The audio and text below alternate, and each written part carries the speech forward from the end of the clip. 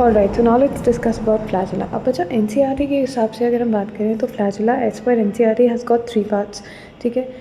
It has the basal body, फिर ये एक पोर्शन होता है जिसको हम हुक बोलते हैं, then you have the filament, right. But actually में अगर if we just dive little deeper into the concept will see कि एक्चुअली में जो कंपोनेंट होता है ना बेसल बॉडी, इसमें 4 प्रोटीन डिस्क या protein rings whatever you would like to call it present होती हैं, ठीक है। देखो सबसे नीचे की तरफ प्रेजेंट होती है ये एक रिंग, ठीक है, फिर ये दूसरी रिंग, फिर ये तीसरी रिंग और ये चौथी ring. So apparently there are 4 rings, right, या 4 रिंग्स है to be more precise, these are 4 protein disc. देखो अब सबसे अंदर की तरफ हम सबको पता है we have the cell membrane, ठीक है, सेल मेम्ब्रेन, फिर सेल मेम्ब्रेन के बाद स्पेस थोड़ा सा, फिर उसके बाद सेल वॉल होती है। और बाहर आप देखोगे एडिशनली कुछ बैक्टीरिया में, जैसे अभी हम पढ़ेंगे ग्राम पॉजिटिव ग्राम नेगेटिव, तो ग्राम नेगेटिव बैक्टीरिया में आप देखोगे एक आउटर मेम्ब्रेन भी होती है which is made up of lipopolysaccharides, ठीक है, एक आउटर मेम्ब्रेन भी दिखती है ग्राम नेगेटिव बैक्टीरिया में, ठीक है। सो उसी के बेसिस पे we kind of have 4 rings, 4 rings present होती हैं, ठीक है। तो अगर सबसे अंदर की तरफ देखोगे सेल मेम्ब्रेन में जो रिंग है, सो एम से याद रखना, मेम्ब्रेन से याद रखना एम, सबसे अंदर की तरफ होती है एम रिंग। फिर जो सेल वॉल सेल मेम्ब्रेन के बीच में जो खाली स्पेस है इसमें जो रिंग प्रेजेंट है this is the S ring, ठीक है। फिर उसके बाद होती है सेल वॉल, ठीक है। सेल वॉल हम सबको पता है बैक्टीरिया में it's made up of peptidoglycan, ठीक है। तो सेल वॉल में एक्चुअली बचा जो रिंग प्रेजेंट है that's called, because cell wall it's made up of peptidoglycan, तो उसको हम याद रख सकते हैं एज पी रिंग। और सबसे बाहर जो एक लेयर होती है जो कुछ बैक्टीरिया जिसकी ग्राम नेगेटिव बैक्टीरिया में दिखती है which is made up of lipopolysaccharides, तो एल से याद रखना इट्स द एल रिंग, ठीक है।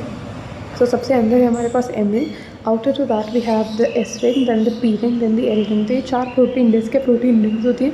फिर एक कनेक्शन होता है which is the hook, and then we have the filament, right. तो आप क्लियरली देख सकते हो ये रही हमारी बेसल बॉडी, ये रहा हुक और ये रहा filament.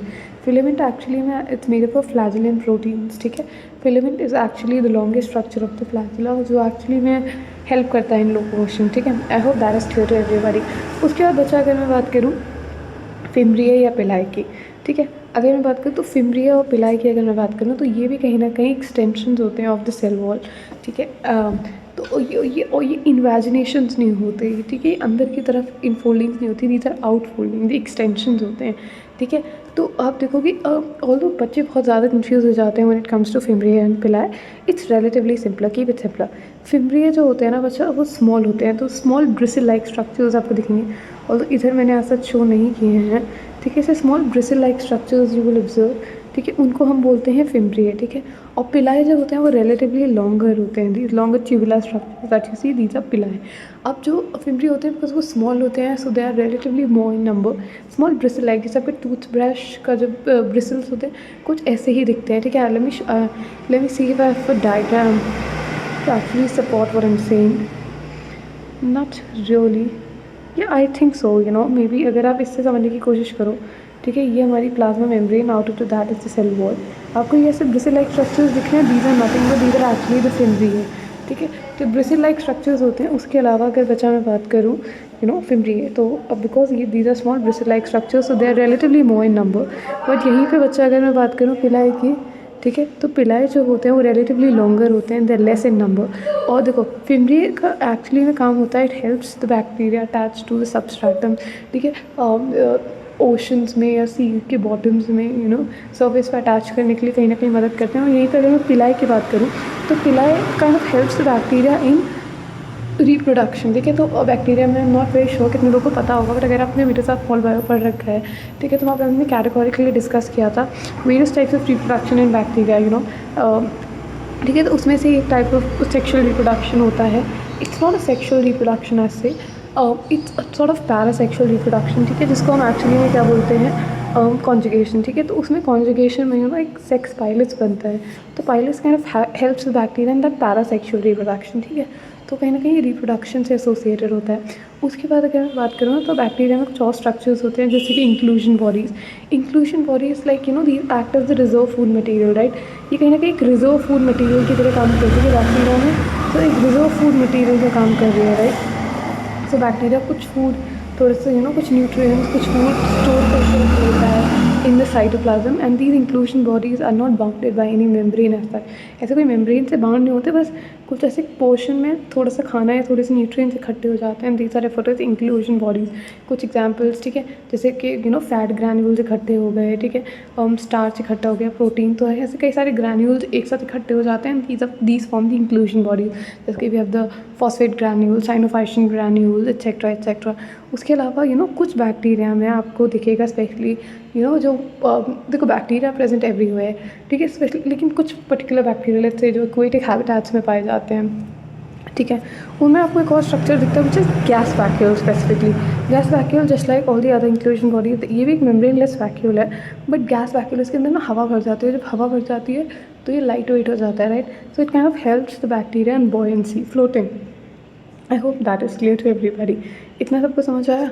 Now let's discuss further. अच्छा, एक और चीज़ फ्लैजिला के with respect to that I forgot to tell you, I am sorry. Flagella, जैसे मैंने बताया, फ्लैजिला में 3 पार्ट है। We have the basal body, we have the hook and the filament, ठीक है। अब टाइप्स ऑफ फ्लैजिलर अरेंजमेंट, अब although ये एनसीईआरटी में सिर्फ एक लाइन में मैंशनड है, but again if it's mentioned in NCERT it makes complete sense to study it in detail, ठीक है, which is why we are studying it. एक बार देख, let's just have a quick go through, like let's just go through it once, ठीक है। Type of flagellar arrangement, तो देखो ये बैक्टीरिया का स्ट्रक्चर है। देखो ऐसा नहीं है कि सारे के सारे बैक्टीरिया के पास फ्लैजिला होती है, विच इज़ वाई सारे के सारे बैक्टीरिया मोटाइल भी नहीं होते, ठीक है। तो हमारे पास बैक्टीरिया में भी कैटेगरी होती है, we have motile and then we have non motile bacteria. तो अगर मान लो बैक्टीरिया के पास लोकोमोटरी स्ट्रक्चर के नाम पे सिर्फ फ्लैजिला ही होता है, और अगर कोई ऐसा बैक्टीरिया है जिसके पास फ्लैजिला ना हो तो वो ऑटोमेटिकली नॉन मोटाइल हो जाएगा, ठीक है। So if the bacteria has no flagella associated to it, ठीक है, तो उसको हम बोलते हैं atrichous, atrichous condition, right. Atrichous means A means absence, ठीक है।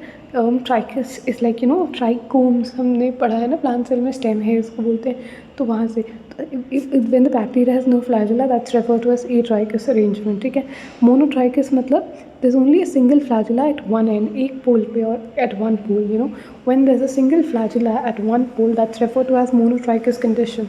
मोनोट्राइकिस is when there is a single flagella at one end, ठीक है। उसके बाद बचा हम बात करते हैं amphitrichous. Amphitrichous is when there is a single flagella on each pole, right. एक पोल पे एक फ्लैजिला और दूसरे पोल पे भी एक flagella, right. So when there is a single flagella on each pole that's referred to as amphitrichous. Amphi मतलब होता है both, amphibians, right. Amphi means dual या बोथ, ठीक है। सो एम्फीट्राइकिस कंडीशन होगी when there is a single flagella on each pole, ठीक है। उसके बाद आ जाती है हमारे पास lophotrichous condition. Lophotrichous is when there is a group और देयर इज अ बंच और there is a tuft of flagella on one pole, ठीक है। एक बंच ऑफ फ्लैजिला है एक एंड पे, एक पोल पे, दैट्स रेफर्ड टू एज लोफोट्राइकिस, ठीक है। बट यहीं पे if there's a bunch of flagella on both the poles, right, there's a bunch of flagella on both the poles, that's referred to as cephalotrichus, ठीक है। if there's a bunch or tuft of flagella on one pole, that's referred to as lophotrichus, but यहीं पे if there's a bunch or there's a tuft of flagella, ठीक है, on both the poles, that's referred to as cephalotrichus। अब यहीं पे let's say flagella is present all over the body, ठीक है, पूरी throughout the body, throughout the cell surface present है flagella, that condition is actually referred to as a peritrichous condition. I hope that is clear to everybody.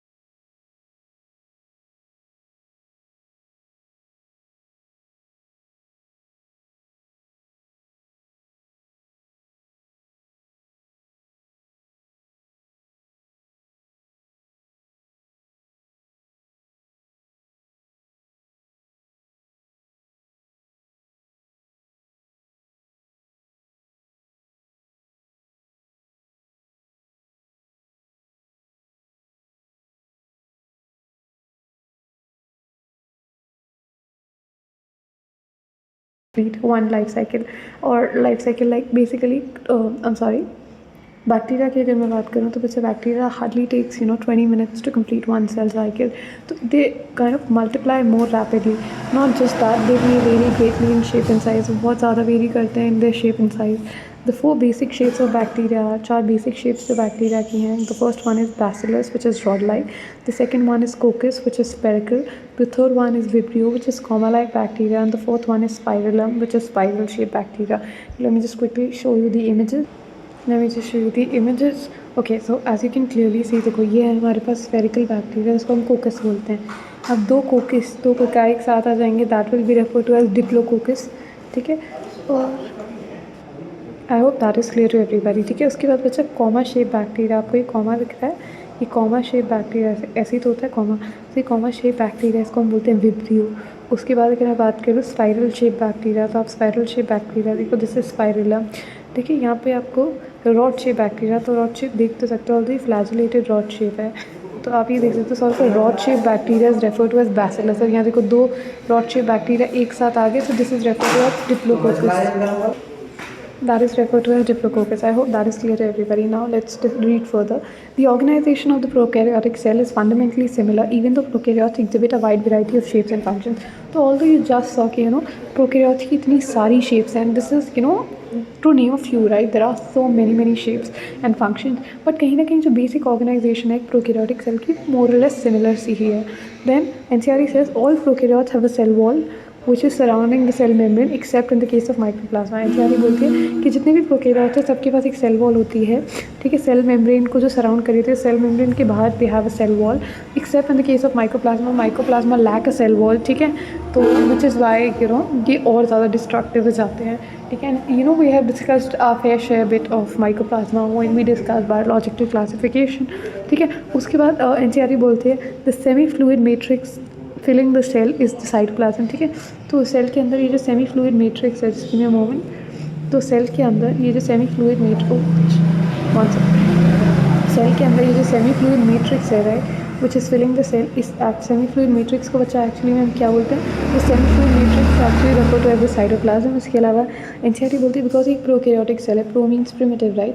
So prokaryotic cell में there is no well defined nucleus. एक well defined nucleus नहीं है. जो genetic material है वो basically naked है. When I say naked means it's not bounded by membrane as such. ठीक है, it's not enveloped by any nuclear membrane. In addition to the genomic DNA, in addition to the main genetic material और the main genetic material जिसको हम genophore, single chromosome, ठीक है, pro chromosome, कई सारे नामों से जानते हैं. इन एडिशन टू दैट कई सारे बैक्टीरिया में एक एक्स्ट्रा क्रोमोसोमल जेनेटिक मटेरियल होता है. Many bacteria have small circular DNA outside the genomic DNA. तो कई सारे बैक्टीरिया में इट्स मेन जेनेटिक मटेरियल के अलावा एक्स्ट्रा जेनेटिक मटेरियल भी प्रेजेंट होता है. ये smaller DNA they refer to as plasmid, and these plasmid DNA confer certain unique phenotypic characters to the bacteria. और ये जो प्लाज्मिड DNA होता है ये कुछ यूनिक फिनोटाइपिक कैरेक्टर्स प्रोवाइड करता है बैक्टीरिया को. ठीक है, ऐसा ये कैरेक्टर है रेजिस्टेंस टू एंटीबायोटिक्स. से काम करते हैं, थोड़ा सा डिस्कस करते हैं इसके बारे में. ठीक है, let's just try and discuss about this. ठीक है, सो लेट्स डिस्कस दिस. देखो अगर मैं बात करूँ, देखो यहाँ हमने पढ़ा था ये था हमारा जेनेटिक मटेरियल. ठीक है, सर्कुलर डबल स्ट्रैंडेड DNA जिसके कई सारे नाम थे, genophore, prochromosome, incipient nucleus, nucleoid, etcetera etcetera. ठीक है, अब अगर मैं इसकी बात करूँ तो ये था अपना जेनेटिक मटेरियल. ठीक है, जेनेटिक मटेरियल के अलावा मैंने बोला एक एक्स्ट्रा क्रोमोसोमल DNA होता है, एक एक्स्ट्रा क्रोमोसोमल DNA. ठीक है, जिसको हम एक्चुअली हम प्लाज्मिड बोलते हैं. ये एक्स्ट्रा क्रोमोसोमल, अब देखो इसके क्या काम है. प्लाज्मिड भी सर्कुलर होता है और डबल स्ट्रैंडेड होता है, सर्कुलर डबल स्ट्रैंडेड होता है. बट ऐसा नहीं है कि it's essential for the survival of bacteria. It definitely provide additional benefits. अगर कोई चीज़ एक्स्ट्रा है तो ऑफकोर्स उसके कुछ फ़ायदे तो होंगे ही, बट ऐसा नहीं है कि इसके ना होने से बैक्टीरिया ज़िंदा नहीं रहेगा. हाँ, अगर मेन जेनेटिक मटेरियल नहीं होगा तो bacteria will definitely die. But ये एक्स्ट्रा क्रोमोसोमल जेनेटिक मटेरियल है, तो एडिशनल बेनिफिट्स प्रोवाइड करता है. ठीक है, जैसे कि प्लाज्मिड में हमारे पास होता है एफ प्लाज्मिड में ना एक्चुअली फर्टिलिटी जीन्स होते हैं, तो kind of additional fertility provide करता है. तो कुछ एक्स्ट्रा फर्टिलिटी फैक्टर्स होते हैं बैक्टीरिया के पास जिनके पास एफ प्लाज्मिड होता है. Then there are certain bacteria जिनमें आर प्लाज्मिड होता है, जो उन्हें कहीं ना कहीं रेजिस्टेंस प्रोवाइड करता है, resistance to lot of antibiotics, right. ठीक है, फिर आप एक्चुअली में क्लास 12th में पढ़ोगे about TI plasmid. TI stands for tumour inducing plasmid, जो हम एग्रोबैक्टीरियम ट्यूमिफिकेशन से एक्सट्रैक्ट आउट करते हैं. मतलब actinobacterium tumefaciens is one such example which contains the T I plasmid, right. Tumour inducing, तो ये जो प्लाज्मिड है ये कहीं ना कहीं ट्यूमर इंड्यूस करता है इन प्लांट सेल्स, ठीक है. तो ये plasmids basically extra chromosomal circular DNA है जो कहीं ना कुछ यूनिक प्रॉपर्टीज़ प्रोवाइड करते हैं बैक्टीरिया को, कुछ एडिशनल बेनिफिट्स प्रोवाइड करते हैं, ठीक है. I hope that is clear to everybody. उसके बाद coming back to what we were discussing, ठीक है. एनसीईआरटी बोलती है in higher classes you will learn that this plasmid DNA is used to monitor bacterial transformation with foreign DNA. Higher classes में यानी class 12th में, अभी हम class 11 पढ़ रहे हैं, वन वी डिस्कस क्लास 12 में एक चैप्टर है biotechnology, one of the most interesting units of class 12 biology which is biotech में हम एक्चुअली इन प्लाज्मिड्स, ये एक्स्ट्रा क्रोमोसोमल डीएनए जो प्लाज्मिड्स हैं, इन प्लाज्मिड डीएनए का कहीं ना कहीं मदद कर लेते हैं और इनको हम यूज़ करते हैं एज वेक्टर्स. हम सबको पता है vectors are nothing but vehicles. These are not the physics वाला vectors, these are vectors means vehicles. तो कहीं ना कहीं अगर हमें एक बैक्टीरिया को ट्रांसफॉर्म करना है, ठीक है, और एक बैक्टीरिया में एडिशनल चेंजेस लेके आने हैं, तो हम वेक्टर्स में एक नया जीन इंसर्ट करके एक रिकॉम्बिनेंट डीएनए बना के उसे न्यू ऑर्गेनिज्म में इंसर्ट कर सकते हैं, ठीक है. तो कहीं ना कहीं बैक्टीरिया के ट्रांसफॉर्मेशन में यूज़ होता है, ठीक है. तो all of this we'll study in biotechnology.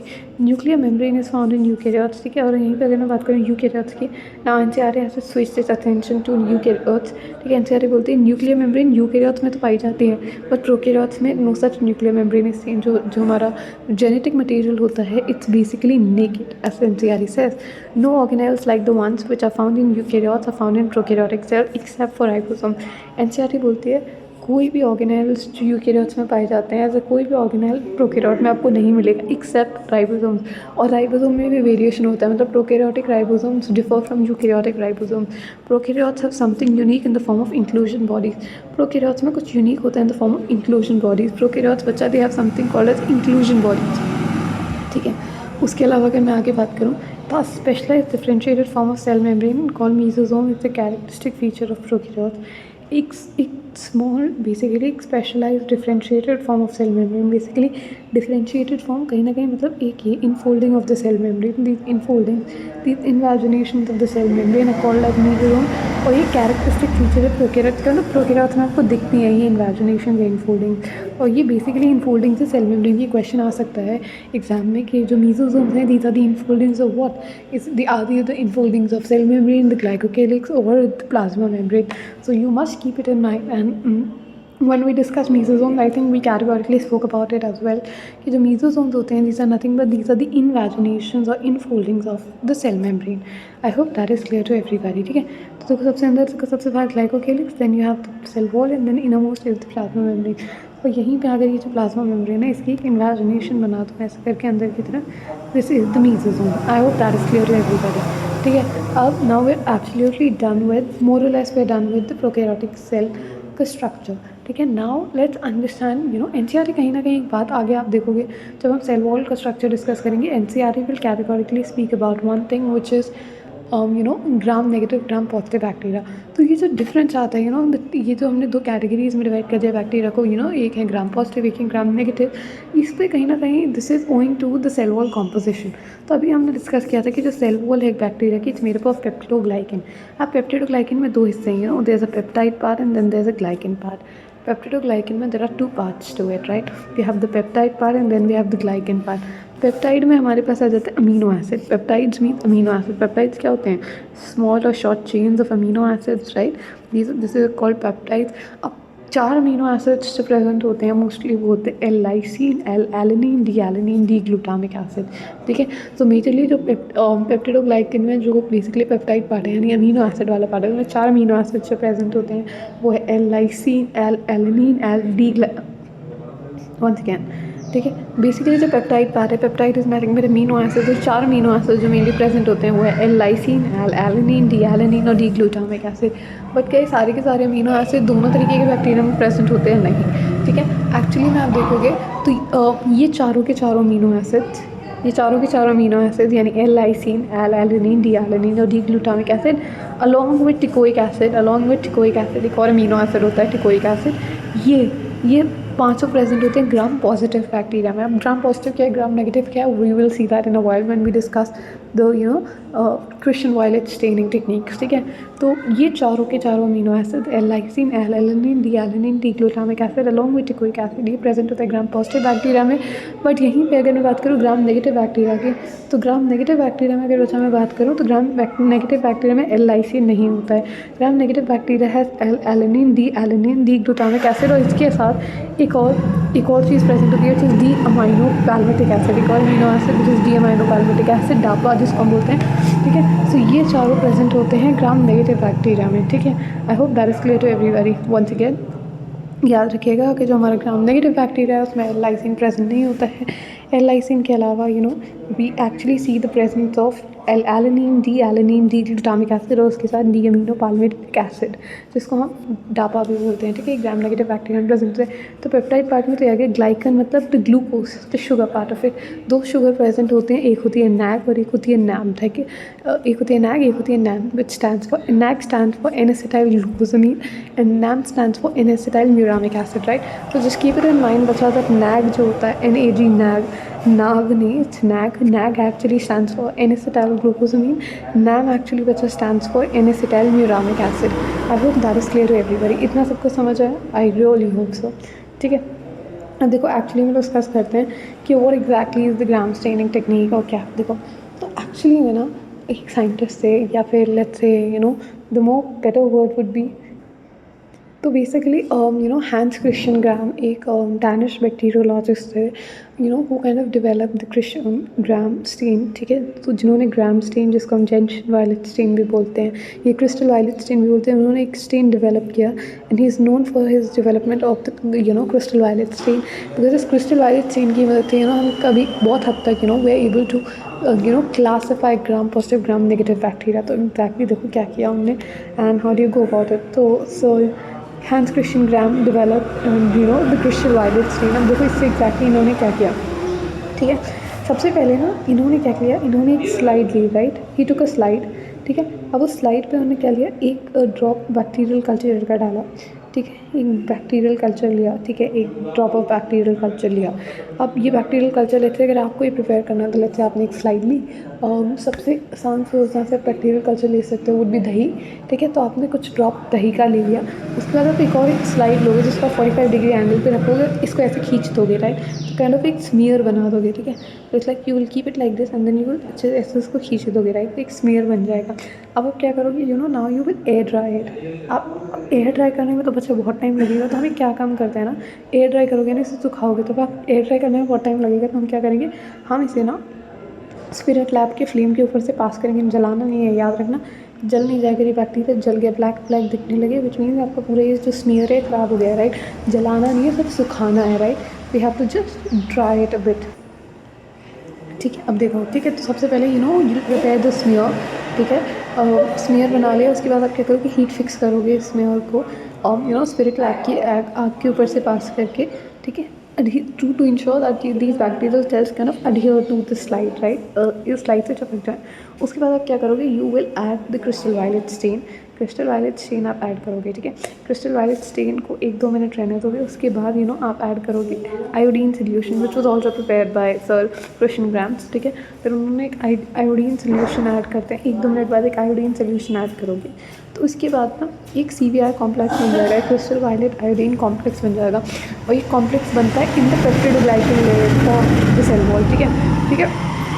तो अब देखो अब क्या होगा, अब एक बार ये CVR कॉम्प्लेक्स बन गया, उसके एग्जैक्टली अब बच्चा आप क्या करोगे, अब आप क्या करोगे, अब आप इससे अल्कोहल से वॉश करोगे। तो कोई भी डीकलराइजिंग एजेंट या तो 95% अल्कोहल ले लो या एसीटोन ले लो, वो ऐड करोगे। तो काइंड ऑफ डीकलराइजिंग एजेंट डालोगे 10 से 20 सेकंड के लिए। तो अब देखो, अब इससे क्या होगा, अब जिसमें ना CVR कॉम्प्लेक्स बहुत ज़्यादा अच्छा बना था, ठीक है, उसमें तो कई हद तक ये पर्पल कलर रिटेन रह जाता है।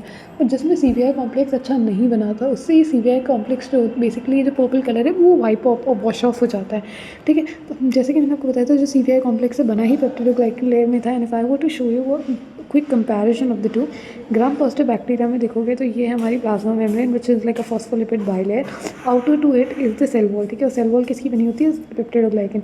तो ग्राम पॉजिटिव बैक्टीरिया में आप देख लो अच्छा खासा पेप्टिडोग्लाइकन का कॉन्टेंट है। ठीक है।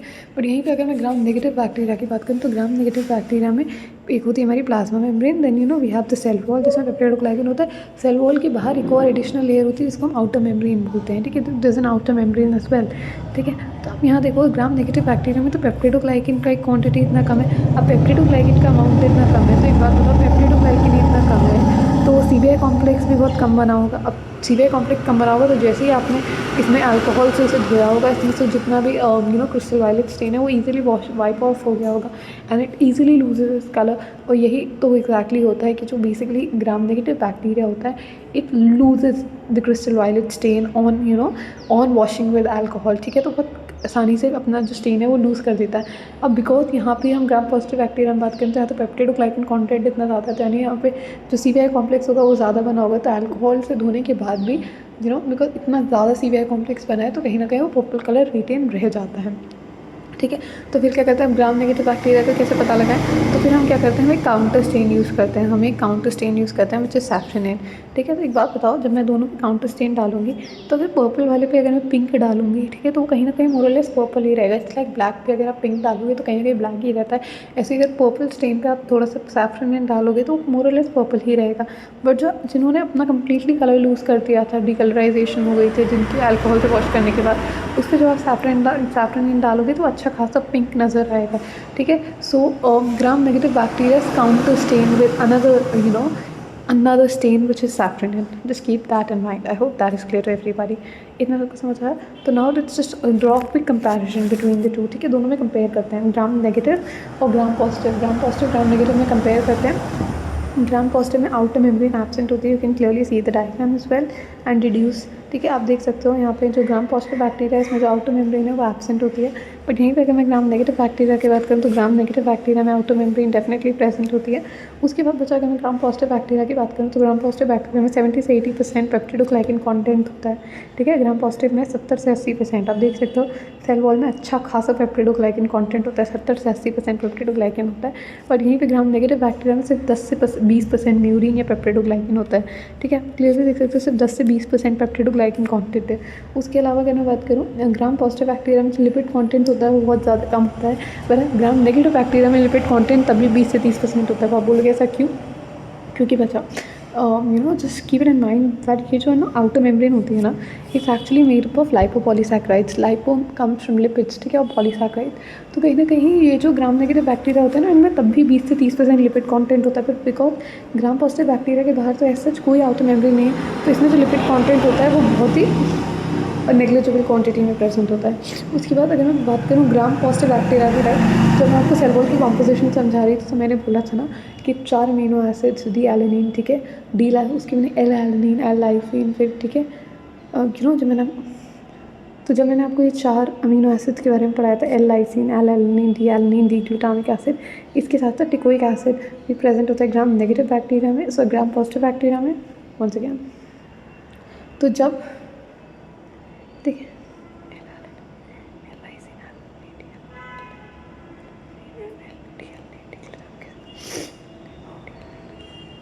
ठीक है, तो जब मैंने आपको अभी पढ़ाया था about the cell wall composition of Gram positive bacteria, तो मैंने बताया आपको L lysine, L alanine, D glutamic acid, उसके साथ साथ टिकोइक एसिड प्रेजेंट होता है ग्राम पॉजिटिव बैक्टीरिया में। बट यहीं पे अगर मैं बात करूँ टिकोइक एसिड एब्सेंट होता है ग्राम नेगेटिव बैक्टीरिया में। इनफैक्ट उसकी जगह हमारे पास क्या होता है, डायमीनो पैल्मेटिक एसिड, डापा। ठीक है, उसके बाद ग्राम पॉजिटिव बैक्टीरिया की बात करें तो ग्राम पॉजिटिव बैक्टीरिया में सिर्फ 2 रिंग्स होती हैं, दी एस एंड एम रिंग। ठीक है, सबसे अंदर सेल मेम्ब्रेन में होती है दी एस रिंग। ठीक है, और उसके बाद ये जो हमारी बेसिकली ये जो स्पेस होती है, ये जो हमारी एम्प्टी स्पेस होती है, ठीक है, और सेल वॉल और सेल मेम्ब्रेन के बीच में इसमें होती है S ring. So it has the M ring and the S ring. और यहीं पर अगर मैं बात करूँ ग्राम नेगेटिव बैक्टीरिया की बचा, ग्राम नेगेटिव बैक्टीरिया में चारों के चारों रिंग दिखेंगी आपको। ग्राम नेगेटिव बैक्टीरिया में आपको एम रिंग, आपको एस रिंग, ठीक है, आपको पी रिंग जो पेप्टिडोग्लाइकन लेयर में, और ये एल रिंग जो लाइपोप्रोटीन लेयर में प्रेजेंट होती है। ठीक है, तो ग्राम नेगेटिव बैक्टीरिया में आपको फ्लैजिला की चारों रिंग दिखेंगी। Flagella contains all the 4 rings. ठीक है, ग्राम पॉजिटिव बैक्टीरिया की बात करें तो ग्राम पॉजिटिव बैक्टीरिया में जो मीजोसोम्स होते हैं वो काफ़ी प्रोमिनेंट स्ट्रक्चर्स होते हैं। ग्राम पॉजिटिव बैक्टीरिया में जो मीजोसोम्स होते हैं they quite prominent structures. But यहीं पे बच्चा अगर मैं बात करूँ ग्राम नेगेटिव बैक्टीरिया की, तो ग्राम नेगेटिव बैक्टीरिया में जो मीजोसोम्स होते हैं they are relatively less prominent structures. ठीक है, I hope that is clear to everybody. अब एक काम करते हैं, थोड़ा सा और डिस्कस करते हैं, और डिस्कस करेंगे तो आपको पता चलेगा कि जो ग्राम पॉजिटिव बैक्टीरिया होता है, ऐसा नहीं कि वो पैथोजेनिक नहीं होता, but in comparison to the Gram negative bacteria, in comparison to Gram negative bacteria they are relatively less pathogenic, ठीक है। यहीं पे Gram negative bacteria they are relatively more pathogenic.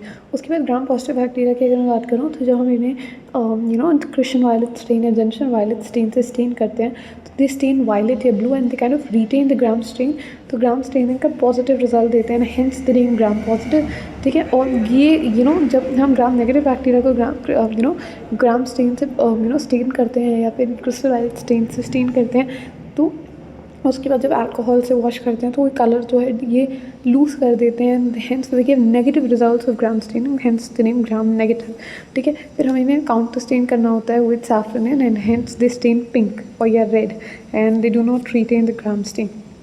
उसके बाद अगर मैं बात करूँ ग्राम पॉजिटिव बैक्टीरिया की, तो ग्राम पॉजिटिव बैक्टीरिया बच्चा जो होते हैं they susceptible, they more prone to antibiotics. But अगर मैं बात करूँ ग्राम नेगेटिव बैक्टीरिया की, तो ग्राम नेगेटिव बैक्टीरिया जो होते हैं they quite resistant to antibiotics, ठीक है। ये थोड़े से रेजिस्टेंट होते हैं, मतलब बच निकलते हैं एंटीबायोटिक्स के इफेक्ट से, ठीक है। So now that we are completely done with prokaryotic cell, let's quickly go through the NCERT of prokaryotic cell and all about it, okay? Let's just do it together. अब NCERT क्या बोलती है?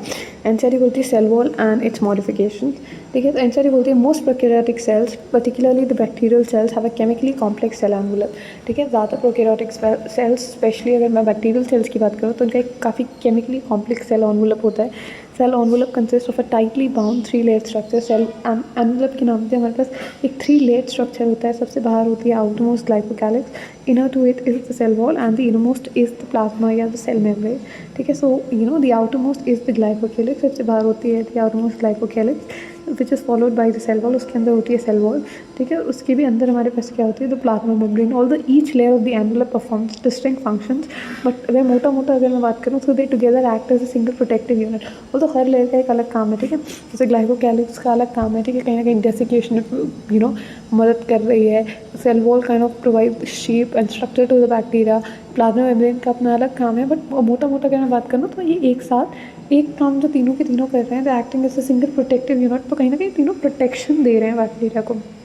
उसके अलावा अगर मैं बात करूँ, bacteria can be classified into 2 groups on the basis of differences in the cell envelopes and the manner in which they respond to the staining procedures which was developed by Gram, ठीक है। तो ये कहीं ना कहीं line में mention थी, which is why I took certain minutes and explain it to you, ठीक है। बैक्टीरिया को हम क्लासीफाई कर सकते हैं 2 ग्रुप्स में on the basis of differences in the cell envelopes, ठीक है। बैक्टीरिया को हम 2 ग्रुप्स में क्लासीफाई कर सकते हैं ऑन द बेसिस ऑफ उनमें क्या क्या डिफरेंट, उनके सेल एनवलप में जो डिफरेंसेस होते हैं उनके बेसिस पे, कि ग्राम नेगेटिव बैक्टीरिया में सेल वॉल कॉम्पोजिशन थोड़ी सी अलग है in comparison to Gram positive bacteria, ठीक है। और हम बैक्टीरिया को क्लासीफाई कर सकते हैं on the basis of the manner in which they respond to Gram staining, ठीक है। Because cell wall composition differ करती है, तो which is why they respond differently to the Gram stain, ठीक है।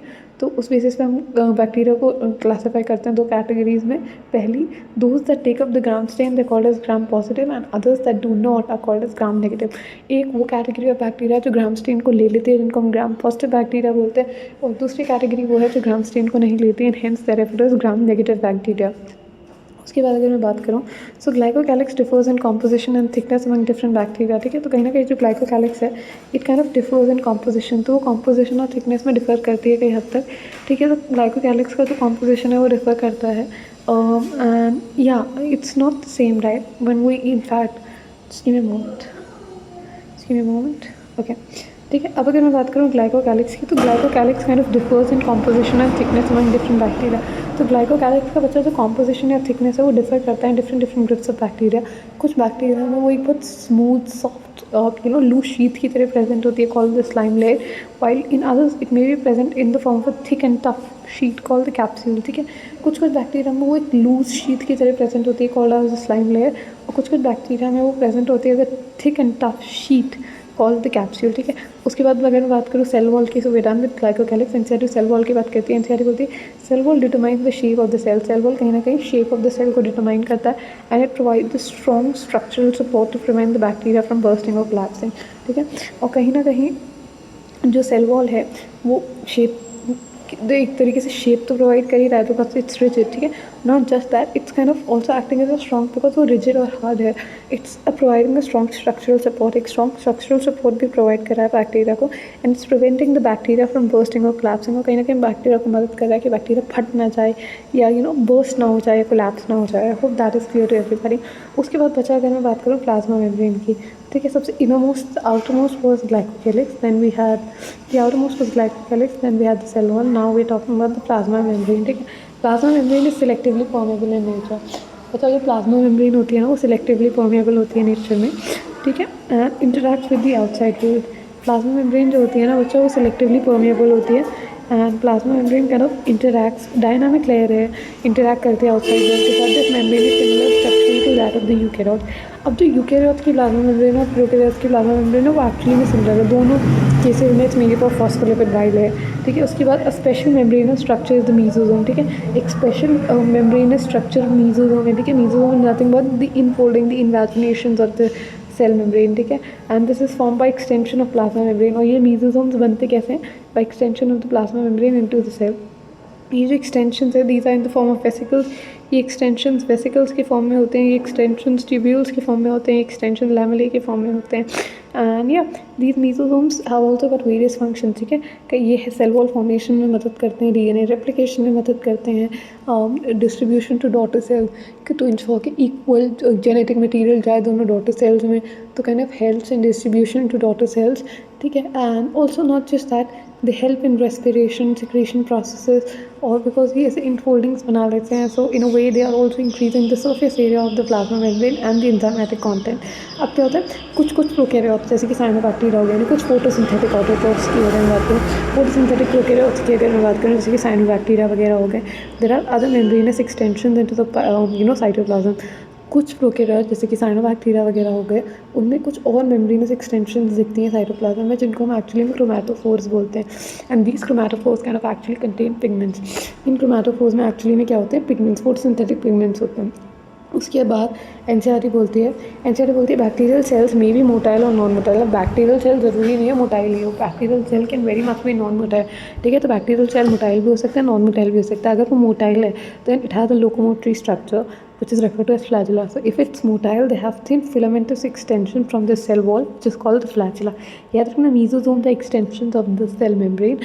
whereas अगर मैं बात करूँ flagella की, तो एनसीईआरटी बोलती है कि जो flagella है, these are filamentous extensions from the cell wall, ठीक है। Bacteria shows a range in the number and arrangement of flagella, which is why I explained it, ठीक है, कि बैक्टीरिया में जो नंबर और अरेंजमेंट है फ्लैजुला का, वो भी वेरी कर सकता है। तो ठीक है, अगर एक सिंगल फ्लैजुला है at one pole, that is refer to as, that's referred to as what? Monotrichous. Agar there is one flagella on each pole, that's referred to as amphitrichous. If there's a tuft of flagella on one pole, that's referred to as lophotrichous. If there's a tuft of flagella on both the poles, that's referred to as cephalotrichous. If there's no flagella at all, that's referred to as atrichous condition. If there's flagella around the entire cell, around the entire bacterial cell, such a condition is referred as peritrichous, ठीक है। तो यहाँ पे NCERT में एक line दे के छोड़ दिया है, बट अगेन अगर लाइन दी है तो चांसेस हैं कि उससे क्वेश्चन फ्रेम किया जा सकता है। तो bacteria shows arrange in the number and arrangement of flagella. जो बैक्टीरिया का फ्लैजुला होता है, तो प्लूरल फ्लैजुला होता है, सिंगुलर फ्लैजुलम होता है। तो जो बैक्टीरिया का फ्लैजुलम या फ्लैजुला होता है, उसमें 3 पार्ट्स होते हैं। We have the filament, the hook and the basal body, well versed with each part. The filament is the longest portion. जो फिलामेंट होता है वो सबसे लंबा पोर्शन होता है, extends from the cell surface, cell की सर्फेस एक्सटेंड करता है all the way to the outside of the cell. Besides the flagella के अलावा कुछ और मेम्ब्रेनस एक्सटेंशन होते हैं, like pili and fimbria. Pili of Fimbria, they are also surface structures of the bacteria but do not play a role in motility, ठीक है। जो basically पिलाई ऑफ फिम्ब्रिया होते हैं, ये भी सर्फेस स्ट्रक्चर्स होते हैं, बट इनका एज सच मोटिलिटी में कोई रोल नहीं होता है। जो पिलाई, जैसे कि मैंने बताया, they are elongated tubular structures and they made up of a special protein जिसको हम पिलन प्रोटीन बोलते हैं। और पिलाई कहीं ना कहीं parasexual reproduction which is conjugation में मदद करती है, सेक्स पाइलस वगैरह बनाने में। उसके अलावा अगर मैं बात करूँ फिम्ब्रिया की, तो फिम्ब्रिया जो होते हैं, small bristle like fibres which are sprouting out of the cell. तो फिम्ब्रिया बच्चा कुछ नहीं, but they are the small bristle like structures which are sprouting और arising out of the cell. कुछ बैक्टीरिया में they are known to help attach the bacteria to rocks and streams and also to the host tissues. In certain bacteria, ये जो हमारे पास fimbria होते हैं, ये मदद करते हैं बैक्टीरिया को to help the bacteria attach to rock ducts and streams and also to the host cell. And now let's talk about ribosomes and inclusion bodies. अगर मैं बात करूँ ribosomes और inclusion bodies की, तो प्रोकैरियोट्स में ribosomes are associated with the plasma membrane of the cell. ठीक है, तो स्पेसिफिकली अगर हमने प्रोकैरियोट्स की बात भी की थी तो हमने देखा था प्रोकैरियोट्स में राइबोसोम्स होते हैं. कौन से राइबोसोम्स होते हैं? Prokaryotes have 70S ribosome. तो कहीं ना कहीं जो राइबोसोम्स होते हैं ये एसोसिएटेड होते हैं प्लाज्मा मेम्ब्रेन से. अब why did I mention this line? Because आप यूकैरियोट्स में देखोगे, यूकैरियोट्स में जो राइबोसोम्स होते हैं they are not just associated with the plasma membrane but they are also associated with the endoplasmic reticulum. ठीक है, उसके बाद कुछ और डेटा दे रखा है which is they are about 15 nanometer by 20 nanometer in size. ये जो राइबोसोम्स होते हैं ये 15 से 20 नैनोमीटर होते हैं in size. They are 15 to 20 nanometer in size, 15 nanometer by 20 nanometer and they are made up of 2 सब यूनिट्स. ठीक है, तो ये जो 70S राइबोसोम्स होते हैं बैक्टीरिया में 2 सब यूनिट्स, एक लार्जर सब यूनिट होती है जिसको हम 50S बोलते हैं और एक स्मॉल सब यूनिट होती है विच इज़ 30S. ठीक है, और here S actually represent the sedimentation coefficient के स्वेडबर्ग यूनिट. ठीक है, सेडिमेंटेशन कोएफिशिएंट. तो अब ये एक्चुअली डिटेल में हम डिस्कस करेंगे no when we discuss about eukaryotic ribosome. तो वहाँ पे मैं इकट्ठा बता दूँगी कैसे एक्चुअली में एक सेंट्रीफ्यूगेशन ट्यूब होता है. ठीक है, जहाँ पे हम इसे सेंट्रीफ्यूज करते हैं. ठीक है, तो जिस पॉइंट पे सेटल होता है ना वहीं पे एक्चुअली में नंबर्स होते हैं लगते हैं 100, 90. ठीक है, तो जब मैं इस पूरे राइबोसोम को अगर ये पूरे का पूरा राइबोसोम सेटल करता है 70S पे, बट अगर इस राइबोसोम के इंडिविजुअल कॉम्पोनेंट्स याद करना तो जो लार्जेस्ट सब यूनिट है वो सेटल करता है 50 पे और जो स्मॉलर सब यूनिट है वो सेटल करता है 30 पे. तो कहीं ना कहीं ये जो एस है ना यहाँ पे जो सेडिमेंटेशन कोएफिशिएंट है वो एक इनडायरेक्ट मेजर है इसके साइज़ और डेंसिटी का. ठीक है, सो जो 2 सब यूनिट्स हैं these are 50S and 30S सब units which when present together they form the 70S. तो ये मैथ्स वाला कैलकुलेशन का काम नहीं करेगा. 50 + 30 विल नॉट गिव यू 80. ठीक है, यहाँ पे 50 यहाँ पे S is standing for density. ठीक है, इंडिविजुअल डेंसिटी ज़्यादा होते हैं as compared to the combined density. ठीक है, and when they are present together they form the 70S prokaryotic ribosome. Ribosome जो होते हैं they are site of protein synthesis. ठीक है, तो राइबोसोम्स को हम प्रोटीन फैक्ट्रीज बोलते हैं, the site of protein synthesis. कई सारे राइबोसोम्स में attach to a single mRNA strand and they form a chain which is called as the polyribosome या पॉलीसोम. ठीक है, अगर बच्चा मैं बात करूँ पॉलीराइबोसोम या पॉलीसोम की तो एनसीईआरटी बोलती है कई सारे राइबोसोम्स. ठीक है, कई सारे राइबोसोम्स जो होते हैं ये अटैच हो जाते हैं एक सिंगल mRNA स्ट्रैंड से and this entire structure is refer to as the polyribosome या polysome. The ribosomes of a polysome translate the mRNA of into protein. और ये जो राइबोसोम्स होते हैं जो प्रेजेंट होते हैं पॉलीसोम पे है कि mRNA स्ट्रैंड पे कहीं ना कहीं यही ट्रांसलेशन में मदद कर रहे हैं, यही ट्रांसलेट करते हैं mRNA को प्रोटीन्स में. ठीक है, उसके बाद लास्ट जो टॉपिक हमें पढ़ना है with respect to prokaryotic cells that's the inclusion bodies. NCERT बोलती है inclusion bodies reserve material in the prokaryotic cells are store in the cytoplasm in the form of inclusion bodies. तो जो भी extra nutrients होते हैं, जो भी reserve food material होता है वो स्टोर हो जाता है साइटोप्लाज्म में in the form of inclusion bodies and these inclusion bodies are not bounded by any membrane system. ये इंक्लूजन बॉडीज जो होती हैं they are not bounded by any membrane system as such and they lie freely in the cytoplasm. ये cytoplasm में freely lie कर रहे होते हैं. इसका कुछ एग्जाम्पल्स जो इंक्लूजन बॉडीज़ की जो एनसीईआरटी में मेंशन है, एक तो हो गया हमारा phosphate granules, then we have the cyanophycean granules, we also have the glycogen granules. ठीक है, तो कुछ एग्जाम्पल्स जो हमारे पास इंक्लूजन बॉडीज़ के हैं वो है phosphate granules, cyanophycean granules, glycogen granules etcetera etcetera. उसके बाद एनसीईआरटी बात करती है गैस वैक्यूल्स की. तो गैस वैक्यूल जैसे कि मैंने आपको बताया प्रेजेंट होते हैं कुछ साइनोबैक्टीरिया यानी कुछ ब्लू ग्रीन है, कुछ ब्लू ग्रीन एल्गी में कुछ पर्पल या ग्रीन फोटोसिंथेटिक बैक्टीरिया है. ठीक है, and they kind of help in buoyancy. I hope that is clear to everybody and we're done with a major chunk of this chapter which is the prokaryotic cell. ठीक है, now let's switch our attention to the eukaryotic cell. और अगर मैं बात करूँ eukaryotic cell की, so let's just quickly discuss that together. I've also added an image here to help you understand this better. ठीक है, okay, so let's just do this together. अगर बच्चा मैं प्लांट सेल की बात करूँ तो मेजर डिफरेंसेस हम बचपन से पढ़ते आ रहे हैं, so let's just quickly go through it. अगर मैं प्लांट सेल की बात करूँ तो प्लांट सेल में सबको पता है plant cell has a cell wall जो यहाँ पे मैंने लाइट ग्रीन से दिखा भी रखी है. एनिमल सेल में आपको कोई सेल वॉल नहीं दिखेगी. So plant cells do have a cell wall whereas animal cells lack a cell wall. Plant cells के पास हमारे पास क्या आपको प्लास्टिड्स दिखेंगे. ठीक है, क्लोरोप्लास्ट दिखेंगे, ये प्लास्टिड्स होते हैं. ठीक है, whereas animal cells they actually lack these plastids. उसके बाद अगर मैं बात करूँ प्लांट सेल्स के पास एक वैक्यूल होता है. लोग बोलते हैं कि एनिमल सेल में वैक्यूल नहीं होता. That's wrong. एक्चुअली में कुछ एनिमल सेल्स में आपको वैक्यूल्स दिखेगा, बट जैसा कि प्लांट सेल में होता है जहाँ पे एक लार्ज सेंट्रल वैक्यूल होता है जो अच्छी खासी वॉल्यूम ऑक्यूपाई करता है, in the case of plant cell ऐसे वैक्यूल्स नहीं दिखते। बट हाँ, कुछ प्लांट सेल्स में, कुछ लो ऑर्गेनिजम्स में आपको छोटे छोटे वैक्यूल्स दिख सकते हैं, ठीक है। The vacuoles might be present, ठीक है, बट इतना large central vacuole as such नहीं प्रेजेंट होता। उसके बाद अगर बात करूँ तो प्लांट सेल में सेंट्रियोल्स प्रेजेंट नहीं होते, बट यहीं पर अगर हम बात करें एनिमल सेल्स की, तो animal cells definitely contain centrioles. I hope that is clear to everybody. तो इतना डिस्टिंक्शन भी क्लियर है, ठीक है। सो हम यूकेरियोटिक सेल्स में जब हम बात करेंगे, so we will confine a discussion to plant cells and animal cells only. I hope that is clear to everybody. अब लेट्स ब्रेक द टर्म, ठीक है। यू मतलब होता है ट्रू और कैरी ऑन मतलब होता है न्यूक्लियस। बच्चा यू मतलब होता है ट्रू और कैरी ऑन मतलब होता है न्यूक्लियस, ठीक है। अब let's just quickly go through what NCERT has to say and how NCERT introduces the topic and then we will switch our attention to cell wall, ठीक है। Let's just do this together.